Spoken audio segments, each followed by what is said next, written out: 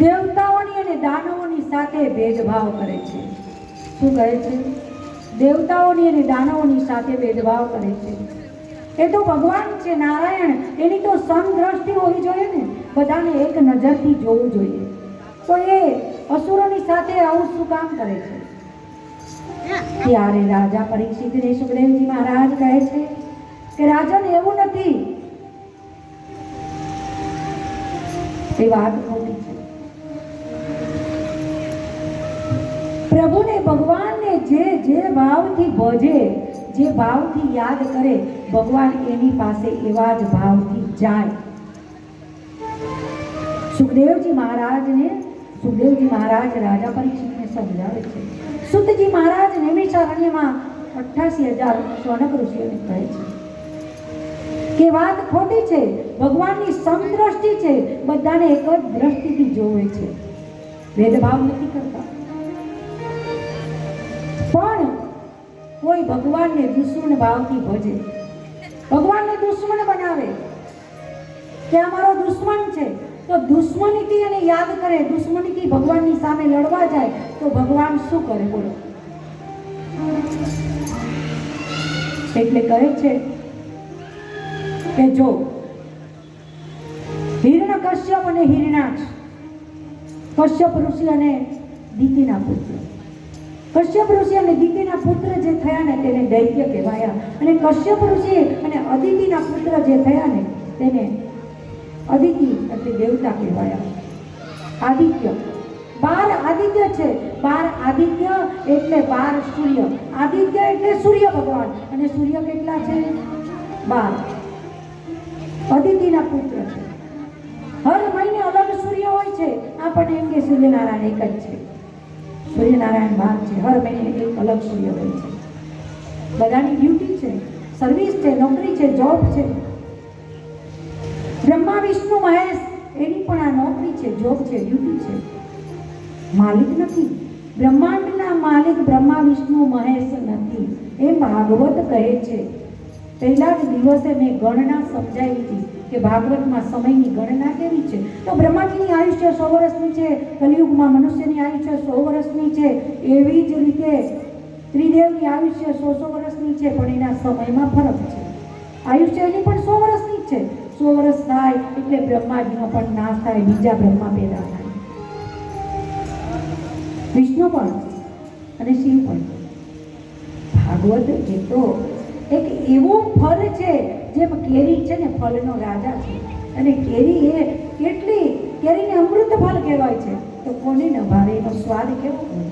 કોને ન ભાવે?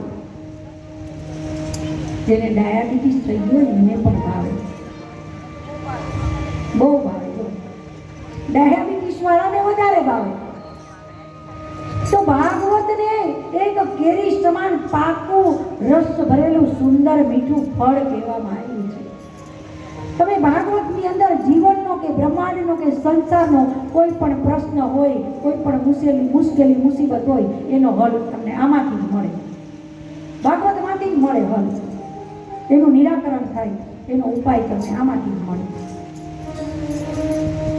આપણી પાસે તો સમય જ ઓછો છે. વામન ભગવાનને તૈયાર કરજો. જે બાળક વામન બનવાના છે એ વામન ભગવાનને તૈયાર કરજો. કે મહારાજજી ગયા તૈયાર કરવા.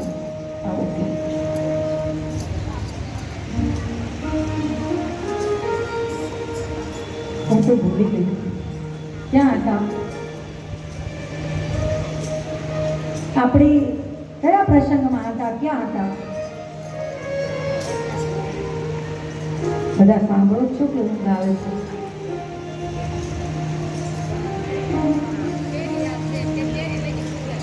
કેરી પ્રસંગ નહોતો, કેરી તો દ્રષ્ટાંત હતું.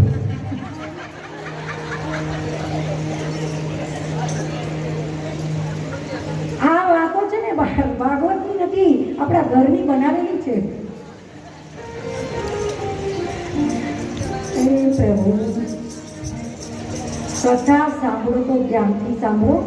હું સંસારના દ્રષ્ટાંત દઉં ને એ ભાગવતની વાતો નથી થઈ. ભાગવતની અંદર જે પ્રસંગો છે એ જ ભાગવતની કથા કહેવાય.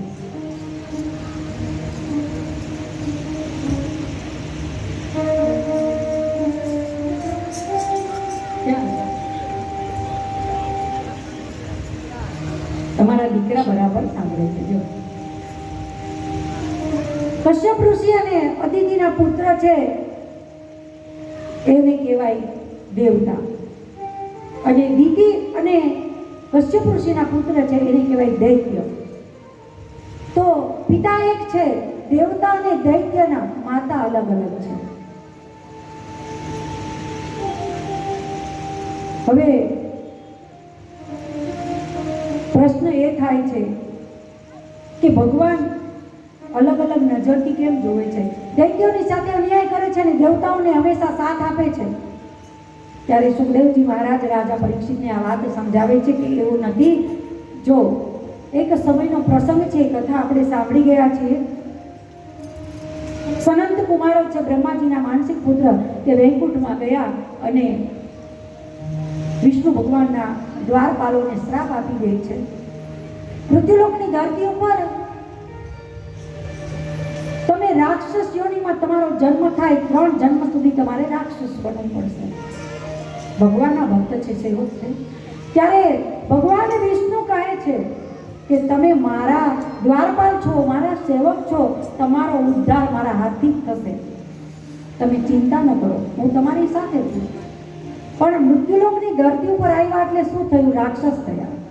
રાક્ષસ થયા એટલે ભગવાનના વિરોધ પક્ષમાં ગયા, અપોઝિટ પાર્ટી કહેવાય. પછી આ કથાનો શબ્દ નથી, વિરોધ પક્ષમાં ગયા. વિરોધ પક્ષમાં ગયા એટલે ભગવાન છે દેવતાઓની સાઈડ છે અને સામે દૈત્યો છે. તો શું થયું? દુશ્મનના પક્ષમાં ગયા બંને. એટલે રાક્ષસ બન્યા એટલે ભગવાનની સાથે દુશ્મની થઈ અને દુશ્મન ભાવથી પ્રભુની સાથે એનો સંબંધ જોડાયો. કે ભગવાનની સાથેનો સંબંધ શું છે? તો એ ભગવાનના દુશ્મન છે. દુશ્મન ભાવથી ભગવાનને યાદ કરે છે. એટલે મેં કીધું કે 9 પ્રકારની ભક્તિ છે, 9દા ભક્તિ. એમાં તમને જે યોગ્ય લાગે તે સંબંધ ભગવાનની સાથે જોડો, ભગવાનની સાથે જોડાઓ અને એનું ભજન કરો, એની યાદ કરો. કોઈ પણ સંબંધ જોડી ગયો, દીકરો બનાવો, દામાદ બનાવો, પતિ બનાવો, પિતા બનાવો. કોઈ પુત્રી હોય નાની કે બાળક નાનો હોય અને પિતાની છત્ર છાયા ન હોય જીવનમાં, તો એને કહેવાય કે જો આ નારાયણ છે ને, આ કૃષ્ણ છે ને, એ તારા પિતા છે. આજથી મીરાની માએ કીધું હતું કે આ કૃષ્ણ છે ને, એ તારો પતિ છે. મીરાએ સ્વીકાર કરી લીધું. એને તો એમ જ કીધું હતું કે દીકરીને શું કહું કે તારો પતિ ક્યાં છે, તો બતાવી દીધું, કૃષ્ણ સામે હતા. એટલે તો એવી રીતે પ્રભુની સાથે તમને જે યોગ્ય લાગે, મિત્ર પણ બનાવો, રાજા બનાવો, માલિક બનાવો, કંઈ પણ બનાવો, પણ એની સાથે કોઈ એક સંબંધ જોડી દો અને એ સંબંધથી એને યાદ કરો. સુખદેવજી મહારાજ રાજા પરીક્ષિતને કહે છે કે રાજા, દૈત્યોએ પ્રભુની સાથે દુશ્મનાવટ કરી, દુશ્મનનો સંબંધ બાંધ્યો, દોસ્તીનો નહીં, મૈત્રીનો નહીં, મિત્રતા નહીં, દુશ્મનાવટ રાખી. એટલે દુશ્મન ભાવથી ભગવાનને ભજ્યા એટલે પ્રભુ એની સાથે દુશ્મન બનીને મળવા ગયા અને પ્રભુના હાથથી એનો ઉદ્ધાર થયો, એનું કલ્યાણ થયું અને એ દૈત્યને પણ વૈકુંઠ ધામમાં લઈ ગયા. એને માર્યો, એનો ઉદ્ધાર કર્યો અને પોતાના ધામમાં લઈ ગયા. રાવણ પણ ગયો, હિરણ્યક્ષ અને હિરણ્યકશ્યપ પણ ગયા. પહેલો જન્મ છે એનો હિરણ્યકશ્યપ અને હિરણાક્ષ. હિરણાક્ષનો વધ થયો. કોણે કર્યો? વરાહ ભગવાને. વરાહ ભગવાને દીતિના નાના પુત્રનો વધ કર્યો, પૃથ્વીનો ઉદ્ધાર કર્યો. ત્યારે પછી બીજા જન્મમાં તો શિશુપાલ અને દત્તવક્ર, એનો પણ પ્રભુએ ઉદ્ધાર કર્યો. ત્રીજો જન્મ રાવણ અને કુંભકર્ણ. તો 3 જન્મમાં પ્રભુના દુશ્મન બન્યા. પ્રભુએ પોતાના હાથથી એનો મારી ઉદ્ધાર કર્યો અને પોતાના ધામમાં લઈ ગયા. પ્રભુને કોઈની સાથે દુશ્મની નથી. તમે જેવા ભાવથી ભજશો એ આવશે. દુશ્મન બનાવો તો પણ આવશે, મિત્ર બનાવો તો આવશે, દીકરો બનાવો તો આવશે, અને પતિ બનાવો તો આવશે, પિતા બનાવો તો આવશે, પ્રેમી બનાવો તો આવશે. પ્રભુ આવશે. ગોપીઓને પણ મહિલા, મીરાને પણ મહિલા, રાધાને પણ મહિલા. કોઈ પતિ બનાવ્યો, કોઈ પ્રેમી બનાવ્યો. એટલે આ વાતને બહુ વિસ્તારથી પરીક્ષિત રાજાને સમજાવે છે સુખદેવજી મહારાજ અને કહે છે કે દીદીના દિતિના પુત્ર છે હિરણાક્ષનો વધ કર્યો એનો મોટો ભાઈ હિરણ્યકશ્યપ પ્રભુની સાથે દુશ્મન ભાવનું ભજે છે. તો એની કથા થોડી સંભળાવે છે. 11 વાગે વામન ભગવાનનો જન્મ કરશે. ચાલશે ને? કથા કટિંગ થઈ ગઈ. 11 વાગ્યા સુધી આપણે બધાએ તપ કરવું છે.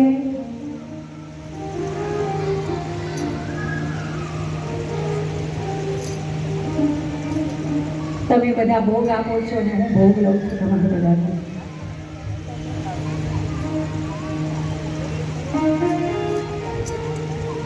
હવે હિરણ્યકશ્યપ મોટો છે, કશ્યપ ઋષિનો પુત્ર છે, દિતિનો પુત્ર છે. 2 પુત્ર હતા.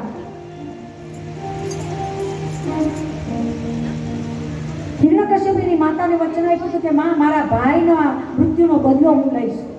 કોણે માર્યો તો? ભગવાન વિષ્ણુએ વરાહ અવતાર ધારણ કરીને. તો કહે છે કે એ મારો દુશ્મન છે, આજથી મારા ભાઈને માર્યો એટલે એ મારો દુશ્મન છે, હું એના મૃત્યુનો બદલો લઈશ. હિરણ્યકશ્યપે એની માતાને વચન આપ્યું હતું. હવે હિરણ્યકશ્યપ છે ને, એને વિચાર આવે છે કે વિષ્ણુની સાથે મારે યુદ્ધ કરવું છે, મારો દુશ્મન છે, મારે એને મારી જ નાખવો છે. પણ દુશ્મનની સામે યુદ્ધ કરવા જાય ને ત્યારે પહેલા આપણી અંદર કેટલી શક્તિ છે જોવું જોઈએ. યુદ્ધનો મતલબ છે કાં મરીએ ને કાં મારીએ, કાં આપણે જીતીએ ને કાં હારીએ. તો હિરણ્યકશ્યપે વિચાર કર્યો કે મારો જો દુશ્મન છે ને એ તો તાકાતવર છે, બલવાન છે, તો હું એને મારી નહીં શકું. તો મારે શું કરવું જોઈએ? એની સામે યુદ્ધ કરું તો મારી જીત થાય, એના માટે મારે કંઈક કરવું જોઈએ. તો હું તપ કરું. અને હિરણ્યકશ્યપ એની પત્ની કયાધુને કહે છે કે દેવી, હું તપ કરવા જાઉં છું, ભગવાનને પ્રસન્ન કરું. કયા ભગવાન? એક ભગવાન તો દુશ્મન છે, ભગવાન વિષ્ણુ એનો દુશ્મન છે, એને તો હરાવવા છે, એને મારવા છે. તો એ કયાધુને કહે છે પત્નીને કે હું વનમાં તપ કરવા જાઉં છું, ભગવાનને પ્રસન્ન કરું, વરદાન માંગું, બલવાન થાવ, શક્તિ માંગું, પછી ભગવાન વિષ્ણુને મારીશ. કયાધુને કહીને ગયા અને જેવા ઝાડ નીચે બેઠા ને તપ કરવા માટે હિરણ્યકશ્યપ ગયા. હિરણ્યકશ્યપ જાય છે જંગલમાં, ઝાડની નીચે બેઠે છે. તો જે ઝાડ નીચે બેઠો એ જ ઝાડની ઉપર એક પોપટ આવ્યો. સુખદેવજી, પોપટ એટલે સુખ મહારાજ. પોપટ આવીને નારાયણ નારાયણ નારાયણ બોલ્યા. એટલે હિરણ્યકશ્યપને ક્રોધ આવ્યો કે સારું કામ કરવા આવ્યો ને અપશુકન મને થયા.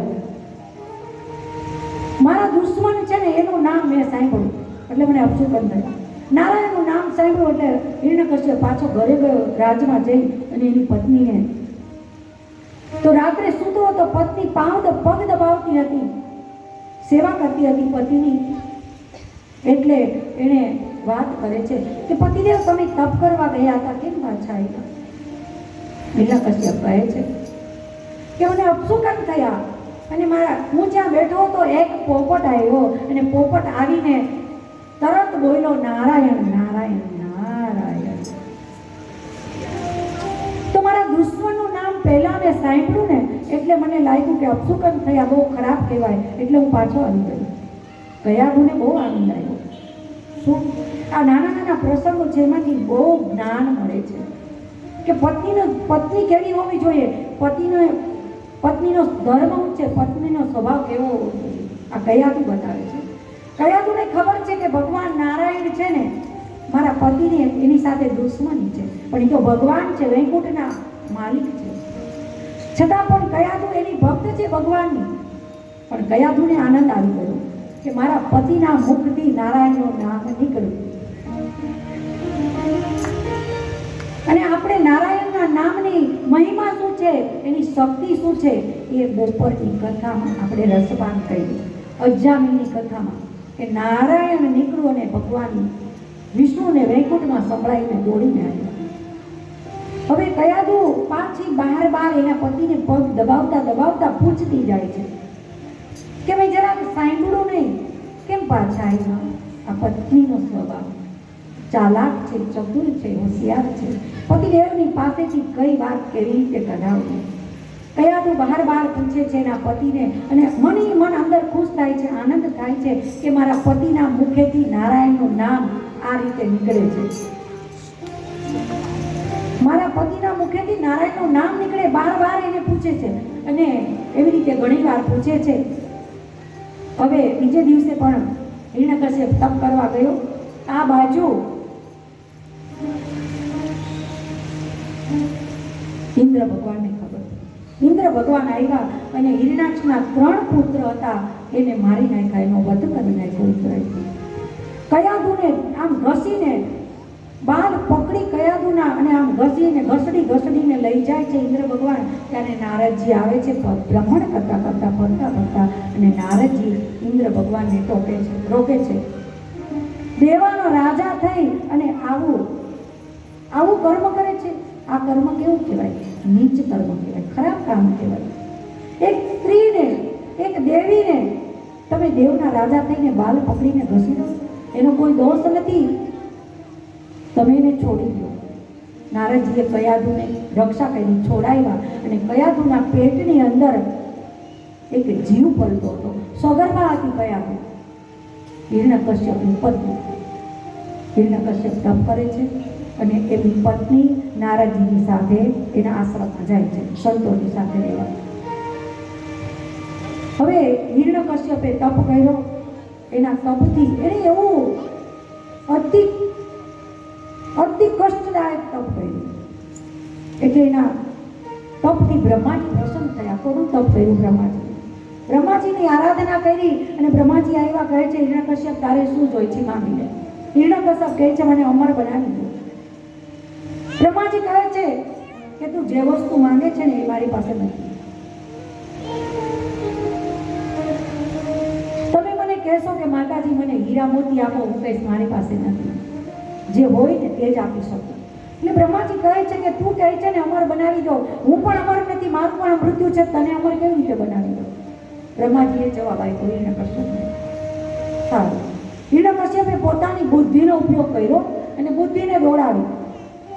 એણે કીધું હું કહું એમ તો કરો, મને અમર ન બનાવું તો કંઈ નહીં, પણ હું કહું એટલા આશીર્વાદ આપો, વરદાન આપો, વચન આપો. હિરણ્યકશ્યપ માંગે છે આ ધરતી ઉપર મારું મૃત્યુ ન થાય, આકાશમાં મારું મૃત્યુ ન થાય, હું માંગતો જાઉં, તમે આપતા જાઓ.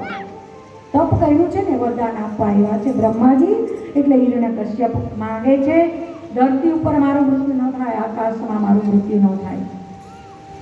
બીજું, ઘરની બહાર પણ ન મરું અને ઘરની અંદર પણ ન મરું. હું ઘરની અંદર રહું તો પણ માને કોઈ મારી ન શકે, અને હું ઘરથી બહાર નીકળું તો પણ ન મરું. એટલે આ તો માણસ પોતાના ઘરમાં હોય ત્યાં તો પોતાના ઘરથી બહાર નીકળે. હિરણ્યકશ્યપ પોતાની બુદ્ધિનો ઉપયોગ કરીને બ્રહ્માજીની પાસે વરદાન માંગે છે. બીજું, કોઈ યસ્ત્ર શસ્ત્રથી ન મરું, એટલે પૃથ્વી ઉપર મનુષ્યના બનાવેલા યા તો દેવતાના બનાવેલા યસ્ત્ર શસ્ત્ર હોય એનાથી પણ ન મરું. ચોથું, તમારા બનાવેલા, બ્રહ્માજી જીવની ઉત્પત્તિ કરે છે એટલે કહે છે કે તમારા ઉત્પન્ન કરેલા કોઈ જીવથી હું ન મરું. તમે જે જીવને પેદા કર્યા છે ને એ જીવથી હું ન મરું. બ્રહ્માજી કે ચાલો આપ્યું. પાંચમું, દિવસના પણ ન મરું અને રાતના પણ ન મરું. આપ્યું, રાત હોય દિવસ હોય.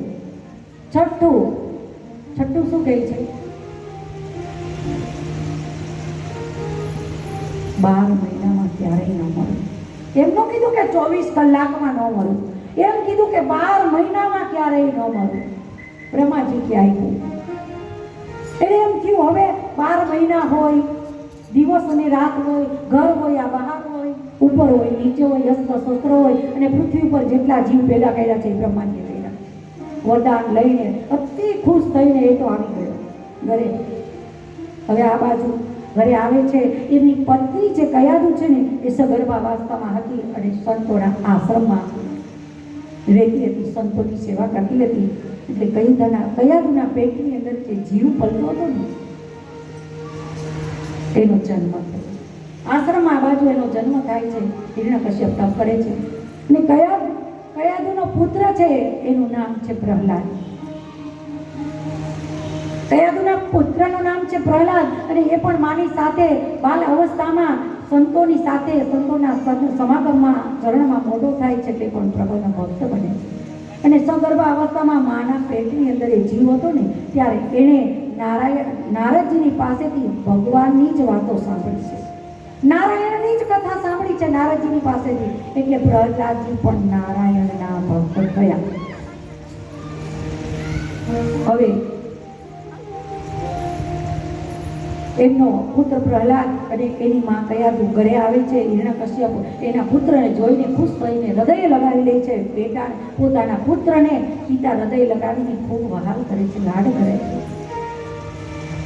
પણ પોતાનો પુત્ર નારાયણનો ભક્ત છે એવી એને ખબર નહોતી અને સ્કૂલમાં મોકલે છે. બહુ મોટી લાંબી કથાઓ છે. તો ત્યારે ગુરુકુળમાં મોકલે છે, ગુરુકુલમાં મોકલે છે પ્રહલાદને. પ્રહલાદજી એક જ વાત શીખે છે અને ભણે છે નારાયણ નારાયણ નારાયણ, બીજી કોઈ વાત નહીં. એક દિવસ ખોળામાં લઈને કહે છે, બેટા તારું નામ શું? પ્રહલાદ, તું કેટલું શીખો ગુરુજીની પાસે સ્કૂલમાં? ત્યારે કહે છે નારાયણ. બોલતા પણ આ શીખો ને લખતા પણ આ જ શીખો. હિરણ્યકશ્યપને ક્રોધ આવે છે કે મારા દુશ્મનનું નામ, મારો પુત્ર.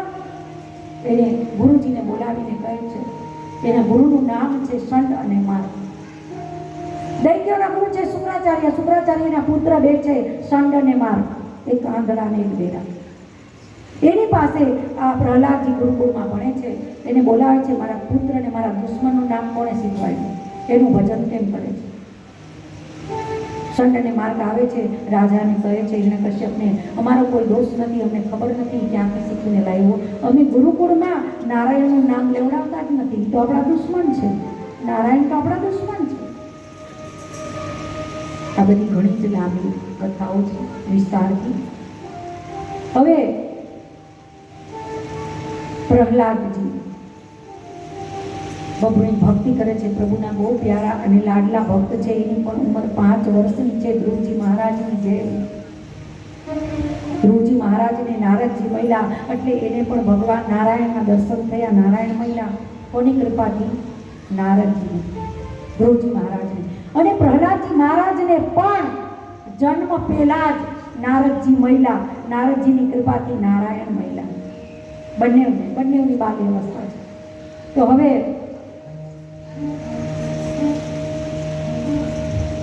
આ બાજુ હિરણ્યકશ્યપ એના પુત્રને ખૂબ સમજાવે છે કે બેટા મારો દુશ્મન છે નારાયણ, અને એનું નામ તું છોડી દે, એનું નામ ન લે, એ મારો પાકો દુશ્મન છે. નારાયણ કહે છે, પ્રહલાદજી કહે છે પિતાજીને, હિરણ્યકશ્યપને કે પિતાજી એ તો ભગવાન છે, એ મારો માલિક છે, મારો સ્વામી છે અને એ હર જગ્યાએ છે, બધે જ છે. સારું, બધે જ છે એમ કરીને હિરણ્યકશ્યપને ક્રોધ આવે છે. આ બધે જ છે, હા હર જગ્યાએ મારો માલિક છે, કણ કણમાં બધે વસે છે બ્રહ્માંડ. કહે છે આમાં પણ છે, આમાં પણ છે, આ બધામાં છે. અને હિરણ્યકશ્યપ એમના સૈનિકોને કહે છે આ મારી નાખો, આને મારો, આ પુત્ર નથી, આ પુત્ર મારો નથી, મારા દુશ્મનનો ભગત છે, એને મારી નાખો. અનેક પ્રકારથી ઉપાય કરવામાં આવે છે. હાથીના પગ નીચે કૂચલાવી દે છે, પહાડ ઉપરથી ફેંકી દે છે, સમુદ્રમાં નાખી દે છે. આવી અનેક કોશિશ કરે છે, પ્રયત્ન કરે છે, પણ ભગવાનના ભક્તને મારવાની કોઈ તાકાત નથી. બપોરની કથામાં સાંભળ્યું, જળ ભરતજીને પકડીને લઈ ગયા તો અહીંયા મા કાલી પ્રગટ થઈ ગયા અને તલવાર હાથમાં લઈને સામેવાળાનું માથું કાપી. તો પ્રહલાદજીને અનેક પ્રકારની મારવાની કોશિશ કરે છે. હિરણ્યકશ્યપ હારી જાય છે. એની બેનને કહે છે, એની બેન આવે છે, એનું નામ શું છે? હિરણ્યકશ્યપની બહેન છે ને, એનું નામ છે હોલિકા. અને આપણે બધા બહુ ખુશીથી આનંદથી હાલો હોળી માતાને દર્શન કરી આવી, હોળી માતાના દર્શન કરી આવી. અરે મારા વાલા, હોળી છે રાક્ષસી છે, હોળી એક રાક્ષસી છે, હિરણ્યકશ્યપની બહેન છે. એના હોળીના દર્શન ન હોય, આપણે શેના દર્શન કરવા જાય છે કોઈને સમજ નથી આવતું. એટલે બધા જ ભક્તો એમ બોલે હોળીના દર્શન કરી આવીએ, હોળી માના દર્શન કરી આવીએ. હોળી માએ તો હોળી લગાવી અને એના દર્શન કરવાના. તો હિરણ્યકશ્યપને કહે કહે છે હોલિકા કે ભાઈ મેં બ્રહ્માજીની આરાધના કરી, તપ કર્યું, બ્રહ્માજી પ્રસન્ન થઈ અને મને આ ચૂંદડી આપી છે. આ ચૂંદડી આપી છે ને, હું આ ઓઢીને બેસી જાઉં એટલે આગ મને બાળી ન શકે. ધ્યાનથી સાંભળવું. એટલે તારા પુત્રને મારા ખોળામાં બેસાડી દે અને હું તો ઓઢીને બેસી જઈશ બ્રહ્માજીના વરદાનની, એટલે હું નહીં બળું પણ તારો પુત્ર બળીને ભસ્મ થઈ જશે. અને આ હોળીના દર્શન કરવા આપણે જઈએ. જે ભગવાનના પ્રિય ભક્ત બાલક છે નાનો પ્રહલાદજી, એને બાળવા માટે હોલિકા બેઠી છે. કોઈ દિવસ બોલતા નહીં, હોળીના દર્શન કરવા જઈએ. હોળીના નહીં, શેના દર્શન કરવા જઈએ હમણાં સમજાવ. એટલે બંને ભાઈ બહેને યોજના કરી, હિરણ્યકશ્યપ અને હોલિકાએ. અને હોલિકા પોતાના ખોળામાં પ્રહલાદજીને બેસાડી કે હું તારી ફઈ છું ને, મારા ખોળામાં બેસી જા, વાલ કરે છે. પણ બાળવાનો છે એ કોઈને પ્રહલાદજીને ખબર નથી પડી. હવે આગ લગાવી પ્રહલાદજી તો નારાયણ નારાયણ નારાયણ કરે છે. બેઠા બેઠા ફઈના ખોળામાં બેસીને નારાયણ નારાયણ ભજન કરે છે. ભગવાન નારાયણ ધ્યાન આપે છે કે મારો નાનો એવો બાલક છે, ભક્ત છે, એ મને અવાજ કરે છે, બોલાવે છે, મારું નામ લે છે. પ્રભુનું ધ્યાન છે. ભગવાનની એક નજર હંમેશા એના ભક્ત ઉપર હોય જ. એ શું કરે છે, શું નથી કરતો, એ ભાઈ એના ઉપર એની નજર હોય. એટલે જેવી હોલિકાને આગ લગાવી, એટલે જ હોલિકાને કોઈ પ્રગટાવી દે તો એને પાપ શું કામ લાગે છે કે ઓઢીને નથી બાળતા, એ તો બળવાની જ નથી, ચૂંદડી ઓઢીને બેઠી છે. ભાઈ વરદાન છે કે નહીં વળે, પણ પ્રહલાદને બાળવા માટે આગ લગાવે છે. એટલે હોળી દહન કરે ને તો કોઈ આગ લગાવે નહીં. એટલે આપણા ગામડામાં આગ કોણ લગાવે? હા, જે બુજુર્ગ છે, દાદા દાદી, એને ખ્યાલ જ હોય કે ગામડામાં હોળી કોણ પ્રગટાવે. પાપ લાગે, ભગવાનના ભક્તને બાળવાનું છે. તો જેવી હોલિકામાં આગ લગાવીને તો ભગવાને એકદમ વાયુને તેજ, પવનને તેજ કરી દીધો. જોરદાર હવા ચાલવા લાગી અને જોરદાર પવનના સુસવાટા બોલવા માંડ્યા. ભગવાન પવનની અંદર આવ્યા. ધ્યાનથી સાંભળો. ભગવાન પવનની અંદર આવ્યા અને પ્રહલાદજીને પવનની સાથે હોલિકાના ખોળામાંથી ઉપાડીને ચાલ્યા. હોલિકાના ખોળામાંથી પ્રહલાદજીને ઉપાડી લીધા અને હોલિકાની ચૂંદડી છે ને, ઓઢણી, એ ઉડાવી દીધી હવામાં. એટલે હોલિકા બળી ગઈ. ભગવાને પવન ચલાવ્યો અને ભક્તને રક્ષા કરી, બચાવી લીધો, લઈ ગયા અને હોલિકાની ઓઢણી ઉડી ગઈ. એટલે હોલિકા બળીને ભસ્મ થઈ ગઈ. તો આપણે કોના દર્શન કરવા જઈએ? ભગવાન.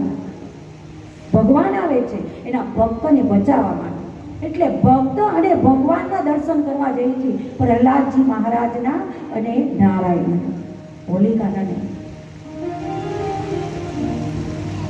હવે હિરણ્યકશ્યપને ક્રોધ આવે છે કે મારો પુત્રને મારવા માટે મેં કોશિશ કરી પણ મારી બેન બળીને ભસ્મ થઈ ગઈ. હવે હું એને શું કરું? એને સભામાં બોલાવે છે, કહે છે ચલ બતાવ તારો ભગવાન ક્યાં ક્યાં દેખાય છે.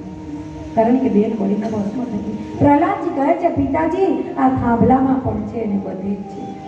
કીડી કણ માત્રમાં છે, કીડીમાં પણ છે ને હાથીમાં પણ છે, તમારામાંય છે મારામાંય છે, એ બધે જ છે. ત્યારે હિરણ્યકશ્યપ કહે છે આમાં છે? હા, એ થાંભલામાં છે. અચ્છા, આ થાંભલાને લોખંડનો થાંભલો છે, કહે છે આને તપાવી નાખો, અગ્નિ જેવો કરી દો.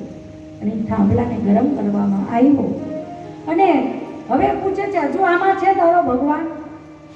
આગ જેવો કરી નાખ્યો. ત્યારે એ કહે છે હા, આમાં પણ છે. પ્રહલાદજી નાના છે પણ પ્રહલાદજી જોવે છે કે થાંભલા ઉપર એક કીડી ચાલી જાય છે. પ્રહલાદજીએ કીધું કે કીડીમાં પણ છે ને હાથીમાં પણ છે, તમારામાં છે મારામાં છે, નારાયણ બધે છે. તો કહે છે આ થાંભલામાં છે, દેખાય છે તને? હા, મને દેખાય છે, કીડી દેખાય છે. તો ભેટી લે, તારા ભગવાનને ભેટી લે, તારા માલિકને ભેટી લે. અને પ્રહલાદજી આમ ભેટવા જાય છે થાંભલામાંથી, થાંભલો ફાટે છે અને જોરદાર ધડાકો થઈ થાંભલો ફાટે છે. એમાંથી હિરણ્યકશ્યપની વધ કરવા માટે નરસિંહ ભગવાન પ્રગટ થાય છે.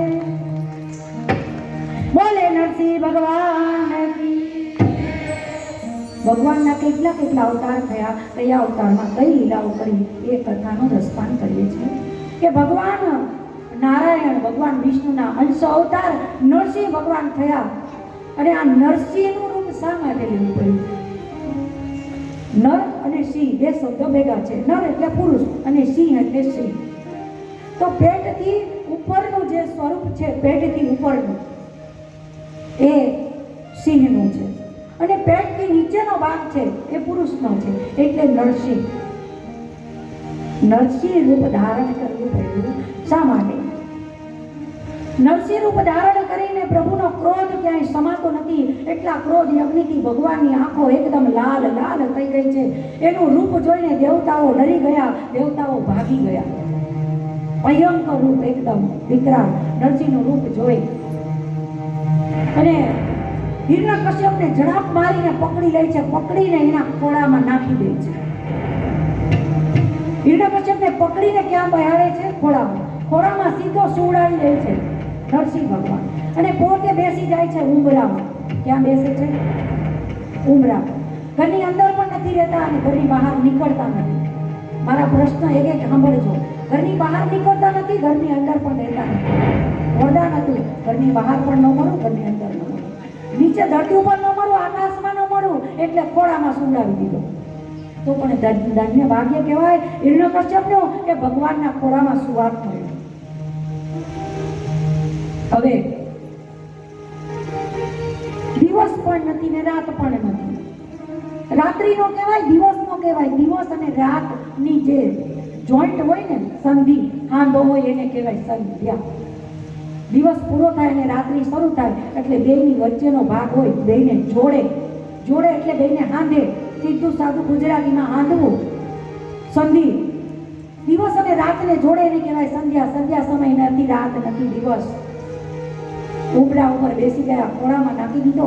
યસ્ત્ર નથી જોઈતું, શસ્ત્ર નથી જોઈતું. પોતાના નખ, સિંહના નખ કેવા હોય, ફાડી નાખે. હિરણ્યકશ્યપનું પેટ ફાડી નાખવા માટે તૈયાર થયા. ભગવાન તૈયાર થયા છે. હિરણ્યકશ્યપ કહે છે, તમે મને મારી નહીં શકો. કેમ? મને બ્રહ્માજીએ વરદાન આપ્યું છે, કોઈ અસ્ત્ર શસ્ત્રથી નહીં મરે. તો મારે અસ્ત્ર શસ્ત્રની જરૂર નથી. પછી હું કોઈ મહિનામાં નહીં મારું, 12 મહિનામાં એકવાર નહીં મરું. ભગવાન કે મને ખબર છે. બ્રહ્માજી જે જીવને ઉત્પન્ન કરે એનાથી પણ નહીં મરું. નારાયણ કહે છે, મારે અસ્ત્ર શસ્ત્રની જરૂર નથી, મારા નખ તારા માટે કાપી. અને બ્રહ્માજીએ મને પેદા નથી કર્યો, મેં બ્રહ્માને પેદા કર્યો છે. હું બ્રહ્માનો બાપ છું. શું કહે છે? મેં બ્રહ્માને પેદા કર્યો છે, હું બ્રહ્માનો બાપ છું. અને નારાયણની નાભીમાંથી બ્રહ્માજીની ઉત્પત્તિ થઈ. 12 મહિનામાં નહીં મરું તો કઈ વાત હોય? તારા માટે મેં 13મો મહિનો બનાવ્યો. તારા માટે જ મેં 13મો મહિનો બનાવ્યો. અને હું પુરુષોત્તમ છું, એટલે 13મા મહિનાનું નામ છે પુરુષોત્તમ માસ. આટલું ભગવાન કહે છે હિરણ્યકશ્યપને. અને એમ કરીને જોરથી ક્રોધમાં આમ કરીને નખથી એનું પેટ ચીરી, આંતરડા કાઢી પેટમાંથી અને ગળામાં નાખી દીધા. નરસિંહ ભગવાન હિરણ્યકશ્યપના આંતરડા પોતાના ગળામાં નાખી એનો ઉદ્ધાર કર્યો. બોલો કૃષ્ણ કનૈયાલાલ. આ રીતે હિરણ્યકશ્યપનો ઉદ્ધાર થયો. અધિક માસ કોને કહેવાય, કોને બનાવ્યો, શા માટે બનાવ્યો, હોળિકા શું કહેવાય, આપણે દર્શન કરવા કેમ જઈએ, આ વાતમાં ઘણું બધું સમજવાનું જ્ઞાન આવી ગયું. હવે આપણે વામન ભગવાનને બોલાવશું. એક સમય દુર્વાસા ઋષિ ભ્રમણ કરતા કરતા નીકળ્યા.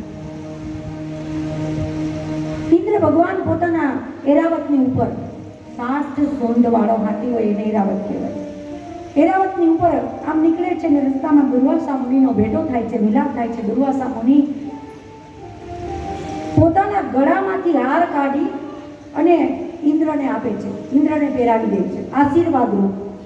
સંત પોતાના ગળામાંથી હાર કાઢી ઇન્દ્રને આશીર્વાદ રૂપે પહેરાવી દે છે. પણ ઇન્દ્ર ભગવાન એક ભૂલ કરે છે, પોતે હાર કાઢી અને હાથીને આપે છે. હાથી પોતે હારને સોંડથી લઈને પગમાં કચડી નાખે છે. આ ભૂલ થઈ ગઈ. દુર્વાસા ઋષિ છે એ શિવનો અંશ અવતાર છે, શિવજીનો અવતાર છે. સતી અનસૂયાના પુત્ર. એટલે એને ક્રોધ આવે છે અને ક્રોધમાં એ ઇન્દ્રને શ્રાપ આપી દે છે કે તે મારા આપેલા આશીર્વાદનું અપમાન કર્યું છે, એટલે તું અત્યારે જ શ્રીહીન થઈ જા. જલ્દીથી જલ્દી, શીઘ્રથી શીઘ્ર શ્રીહીન થઈ જા. શ્રી એટલે લક્ષ્મી. તું લક્ષ્મી વગરનો થઈ જા એટલે તું બરબાદ થઈ જા. તારું રાજપાટ ચાલ્યું જાય. અને આશીર્વાદ સંતના લાગી ગયા, શ્રાપ લાગી ગયો. અને દેવતાઓની સાથે અસુરોએ સ્વર્ગની ઉપર ચડાઈ કરી દીધી. સ્વર્ગની ઉપર ચડાઈ કરી દીધી અને દેવતાઓ હારી ગયા. દેવતાઓ હારી ગયા એટલે એમ કહે છે કે તમે જાઓ. બધા જ દેવતાઓ મળીને સીધા ભગવાન વિષ્ણુની પાસે ગયા. ભગવાન વિષ્ણુએ બધા જ દેવતાઓને સમજાવ્યું કે જ્યારે આપણા કરતા દુશ્મન સામે શક્તિશાળી હોય ને ત્યારે બુદ્ધિનો ઉપયોગ કરાય, બલનો ન કરાય. સામે બલવાન છે દુશ્મન તો આપણે શું કરાય, એની સાથે દોસ્તી કરાય, દોસ્તી કરો. અને એક નાની એવી વાત કહે છે ઉંદર અને સાપની. ભગવાન વિષ્ણુ દેવતાઓને એક નાની એવી કહાની કહે છે કે સાપ અને ઉંદર હતા, બે એકબીજાના દુશ્મન છે. સાપ ઉંદરને ખાઈ જાય. પણ એક સમય એવો થયો કે એક લાકડાની પેઢીમાં સાપ અંદર પુરાઈ ગયો. હવે બહાર નીકળી શકે તેમ નથી, એટલે ઉંદર પણ સાથે પુરાય અને કહે છે કે બંને દુશ્મન છે, પણ ત્યાં એ સમયે એ મિત્રતા કરી લે છે. અને સાપ ઉંદરને કહે છે કે આજથી હું તારો દુશ્મન નથી પણ તારો દોસ્ત છું, મિત્ર છું. આપણે બંને આમાંથી નીકળી જઈએ, રસ્તો તું કર. કારણ કે ઉંદર દાંતથી કોતરીને પેટીને કાપી નાખ્યું. એટલે લાકડાની પેટી હતી. ઉંદરે કીધું વિશ્વાસ ન કરું તારો.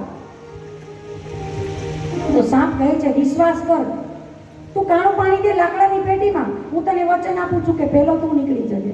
શું કહે છે સાપ ઉંદરને? કહે છે કે લાકડાની પેટીમાં કાણું પાડે ને ત્યારે પહેલો તું નીકળજે, હું તને નીકળવા દઈશ.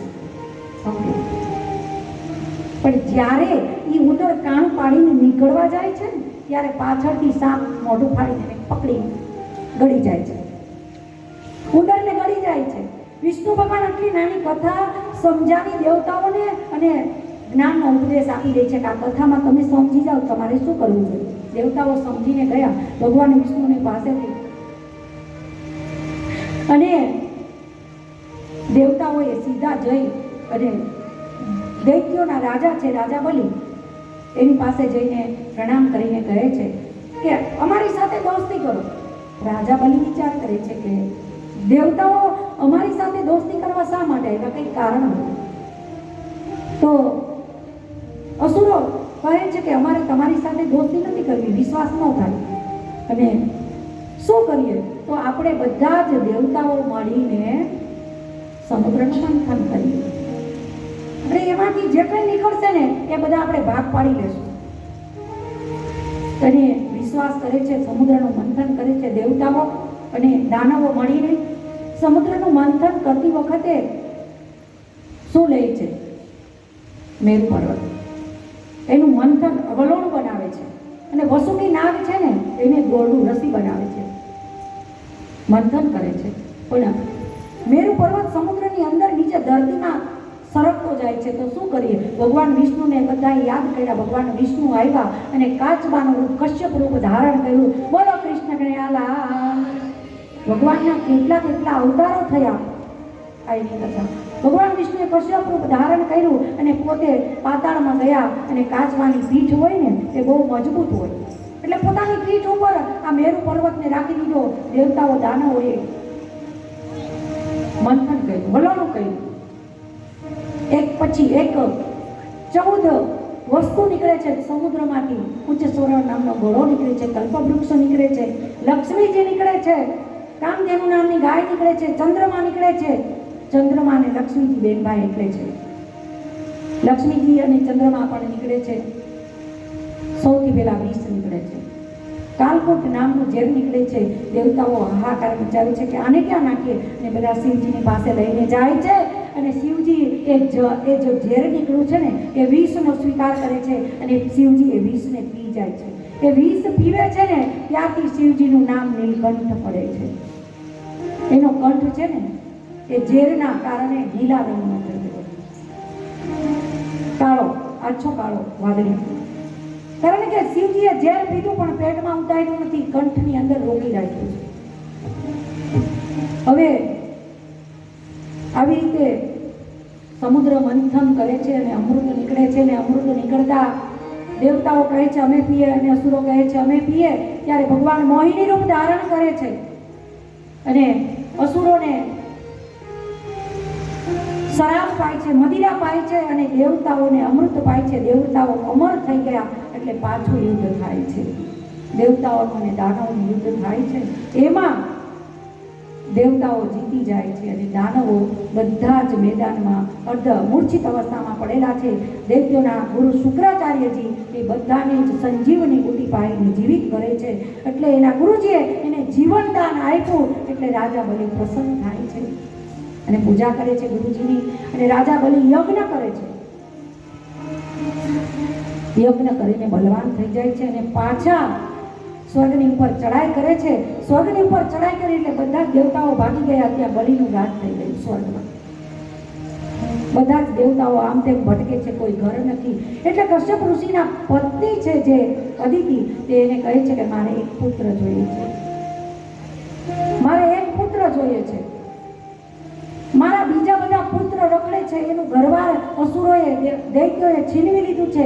સ્વર્ગમાંથી એ નીકળી ગયા છે અને બધા રોડ ઉપર આવી ગયા છે. આમ તેમ બધા જ મારા પુત્ર દેવતાઓ ભટકે છે. એટલે એનું રાજ્ય પાછું આપી શકે એવો પુત્ર મારે જોઈએ છે. કશ્યપ ઋષિ કહે છે પુષ્પ નામનું વ્રત કરો દેવી, અને હું બતાવું એટલા નિયમોનું પાલન કરો, તમારે ત્યાં પુત્ર થશે. અને એ પુત્ર થશે એટલે દેવતાઓને એનું રાજ્ય પાછું અપાવશે. દેવતાઓનું રાજ્ય પાછું અપાવશે. પણ ભગવાન વિષ્ણુ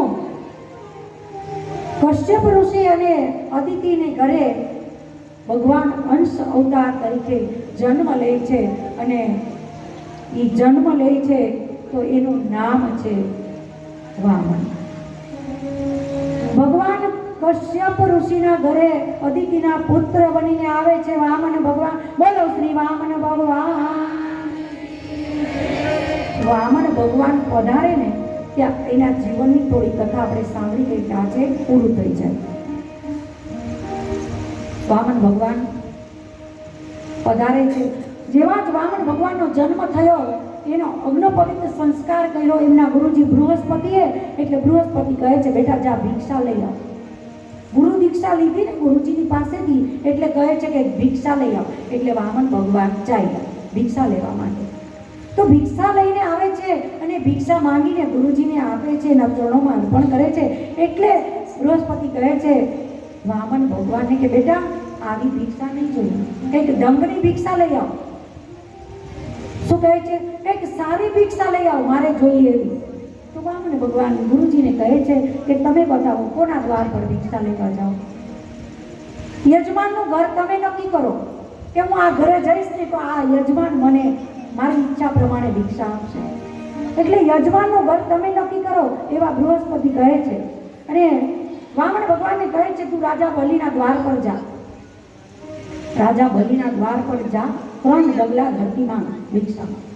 ભગવાન વામન છે એ ભગવાન વિષ્ણુનો અંશ અવતાર છે અને કયા કાર્ય માટે એનો જન્મ થયો છે એ પણ એને ખબર છે. પણ ગુરુની આજ્ઞા હોવી જોઈએ, ગુરુનો આદેશ હોવો જોઈએ, ગુરુનો હુકમ હોવો જોઈએ. ગુરુજીએ હુકમ કર્યો એટલે ભગવાન ચાલ્યા. વામન ભગવાન બલિના દ્વાર પર જઈ અને ભિક્ષામ દેહી કરીને ઊભા રહી જાય છે. બલિ રાજા યજ્ઞશાળામાં છે, જોવે છે ભિક્ષા લેવા માટે કોઈ બ્રાહ્મણનો પુત્ર આવ્યો છે. નાનો એવો બ્રાહ્મણ પુત્ર છે, એટલું સુંદર રૂપ છે. વામન ભગવાન કી.